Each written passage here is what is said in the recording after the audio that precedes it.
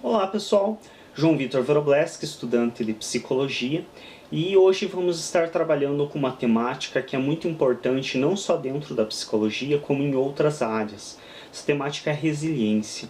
Então nós vamos estar tentando entender um pouco o que é a resiliência e como que a psicologia vê essa questão da resiliência e qual é a importância da resiliência dentro da psicologia.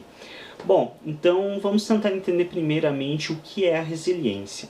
A resiliência é a capacidade que algo tem de retornar a um estado original, inicial, após um evento que o alterou. Então, por exemplo, eu peguei aqui para utilizar como exemplo, que eu creio que vai ser bastante evidente e prático nessa questão, a utilização deste travesseiro. Então, este travesseiro aqui, ele é feito de uma espuma específica e aqui a gente pode analisar esta situação. Então vocês vejam, eu tenho um travesseiro que eu comprimi. Então, eu comprimi, ele afundou, a hora que eu solto, ele retorna. Esse aqui é o estado natural dele. Quando eu pressiono ele, eu altero esse estado natural dele. Então, o estado natural dele, que era de estar reto, agora se altera estando afundado. A hora que eu solto, ele tem uma capacidade de resiliência que faz com que pouco a pouco ele retorne ao seu estado inicial, que seria o seu estado original. Isso é a capacidade de resiliência. Então essa capacidade de retorno a um estado inicial é o que nós chamamos de capacidade de resiliência. Isso não é uma exclusividade da psicologia. Então é um termo que é utilizado em amplas áreas. Por exemplo, quando eu estudava na área de agroecologia, que envolve a agricultura, nós estudávamos a resiliência do solo, que é justamente a capacidade do solo, depois de compactado, com maquinário, com mau manejo, a capacidade que ele tem de retornar ao seu estado solto, fofo e poroso, que seria o natural dele. Mas, enfim, como que isso se aplica dentro da psicologia? Então, dentro da psicologia, nós entendemos que quando um indivíduo tem a capacidade de retornar a um estado natural após um abalo, ele tem uma capacidade de resiliência. Quanto maior essa capacidade de resiliência do indivíduo, em geral, menor será o seu período de sofrimento após um abalo. Então, o que ocorre? O sujeito ele tem um estilo de vida que está dentro de uma média. Então não é que ele não tenha sofrimento, não é que ele não tenha problemas. Ele tem sim sofrimentos, ele tem problemas, que é natural da nossa vida cotidiana. Porém, existem situações que acabam gerando um sofrimento, uma dor maior do que o habitual. Então, por exemplo, o indivíduo ele está na sua rotina normal e ele perde alguém muito próximo dele por uma morte, por exemplo. Então, alguém que ele conhece, que é muito próximo dele, morre. Quando essa pessoa falece, o estado que é natural dele, que é de uma pequena oscilação entre dor e bem-estar, ele extrapola. Então, ele vai para uma dor extrema. Isso é o momento em que eu afundo o travesseiro.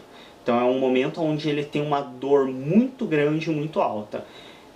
Porém, essa dor é aquele impacto inicial da morte de alguém próximo dele. A partir da morte, a morte é o ato de apertar o travesseiro. Mas ela não permanece ali. A morte, a pessoa morreu, passou o evento. Há um período que essa pessoa precisa para retornar àquele estado mais natural, que é da pequena oscilação entre dor e bem-estar. Este retorno ao estado que oscila, tem pequenas oscilações entre dor e bem-estar, é a resiliência do indivíduo. Então, quanto mais rápido esse indivíduo retorna para esse estado tido como natural dele, nós dizemos que maior é o seu poder de resiliência, a sua capacidade de resiliência, ou seja, retorno a um estado inicial. Deve-se também estar bem claro aqui, bem distinto, que a capacidade de resiliência não é teimosia. Então não é ficar insistindo na mesma ideia. É uma capacidade de retorno a um estado tido como natural, mas ao mesmo tempo de adaptação. Então devemos lembrar que ele vai retornar ao estado inicial entre oscilações de sofrimento, dor e bem-estar, mas a pessoa que ele perdeu não vai retornar. Ele vai conhecer novas pessoas, ele vai continuar o convívio dele com as pessoas que ainda estão à sua volta, mas aquela pessoa querida dele que faleceu não vai retornar. Então é interessante também que se esteja esclarecendo que capacidade de resiliência é uma capacidade de você retornar a um estado mais próximo do habitual, mas não significa ficar teimando em as mesmas coisas ou ficar repetindo erros ou o que você entende por erro. Bom, um indivíduo com maior capacidade de resiliência, obviamente, é um indivíduo que tende a superar certas dificuldades e certos sofrimentos mais rápido. Isso é bom, é ruim? Aí são outros parâmetros. Não compete a psicologia ficar estabelecendo o que é bom e o que é ruim. Existem indivíduos com maior capacidade de resiliência e existem indivíduos com menor capacidade de resiliência. Isso é o que nós podemos afirmar. A partir daí, o que é melhor, se aquele indivíduo que vai levar mais tempo para se recuperar, porém talvez tenha outros acréscimos, é uma. Aquele indivíduo que vai levar menos tempo, mas talvez perca algumas coisas pelo caminho, é outra. Não temos como estabelecer isso é melhor, aquilo é pior. Mas entende-se que, no mínimo, um indivíduo que tem poder de resiliência maior, ele tende a ter um período de sofrimento menor. E aí, sofrimento nós entendemos em vários aspectos. Então, o indivíduo com alto poder de resiliência, ele vai ter menos sofrimento com perda de pessoas queridas, ele vai ter menos sofrimento com mudanças repentinas, e aí as mudanças podem ir desde as coisas mais simples, como, por exemplo, um móvel na casa dele que foi mudado de lugar, até as coisas mais drásticas, como, por exemplo, uma mudança de uma cidade para outra, uma mudança de país, uma mudança de emprego. Então, indivíduos com maior capacidade de resiliência, eles têm uma capacidade de adaptação a novas situações muito maior. Então, por exemplo, o indivíduo trocou de emprego, ele esquece o emprego antigo, foi uma experiência bacana, tal, vai ficar na memória, mas ficou, tá lá. E ele vai se adaptar ao novo emprego que ele adquiriu. A mesma coisa em relação ao país, ele deixou amigos para trás, ele deixou parentes, mas no novo país que ele está, ele vai fazer novos amigos, ele vai conhecer novas pessoas, ele vai ter um convívio com seus novos vizinhos. Então ele tem uma capacidade de se adequar às mudanças mais rapidamente.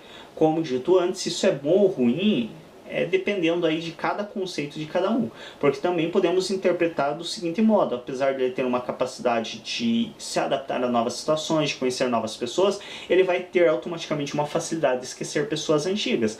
Então muitos podem considerar que isso não seja tão bom assim, você esquecer com tanta facilidade pessoas que foram importantes na sua vida, entre aspas. Devemos lembrar também que o sujeito pode simplesmente entender que aquela pessoa continua sendo importante na sua vida, mas está lá no passado, está distante nesse momento, eu não tenho o que fazer a respeito, eu não vou sofrer por isso, eu vou me adaptar à minha nova situação.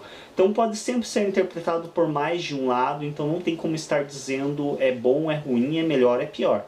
Mas o que eu poderia afirmar a partir das teorias psicológicas a respeito da resiliência é o que foi afirmado. Então, a resiliência é a capacidade do indivíduo de retornar a um estado de bem-estar após um abalo grande. Quando esse sujeito tem uma capacidade grande de resiliência, ele tende a sofrer menos com mudanças, a sofrer menos com perdas, ou a sofrer por um período menor, mais curto, mais breve. Até onde é bom ou ruim, aí eu deixo a critério de cada um interpretar. Bom, gostaria também de aproveitar agora o finalzinho do vídeo para estar agradecendo a todos que estão se inscrevendo no canal. Muito obrigado mesmo por estarem apreciando esse trabalho. É um trabalho que me é de muito prazer estar fazendo e realmente a finalidade é estar levando conhecimento a quem queira adquiri-lo.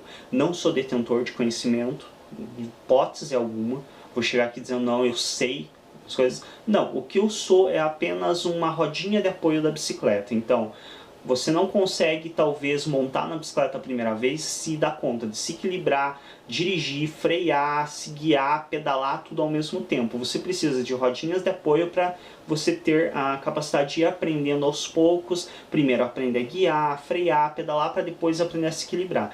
Eu interpreto que eu faço essa finalidade com esse canal do YouTube.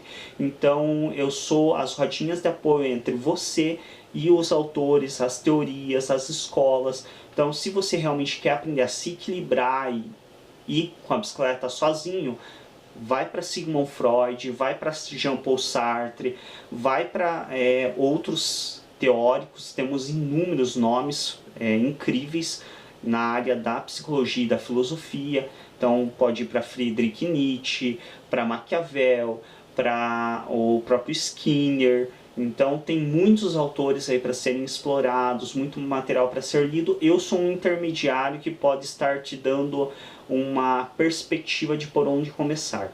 Mas obviamente que os vídeos não tendem a te ensinar toda uma teoria. Ainda assim, acredito que eles sejam importantíssimos, muito útil para quem quer um conhecimento inicial na área de filosofia e psicologia. Agradeço a todos que estão participando do canal, fazendo críticas, elogiando, sugerindo melhoras, sugerindo temas. Muito obrigado mesmo, continuem, ajudem a divulgar e que eu vou estar aqui dentro do possível, sempre gerando mais material, sempre trazendo novas informações sempre que posso para todos aqueles que desejem. Obrigado a todos pela atenção e até um próximo vídeo.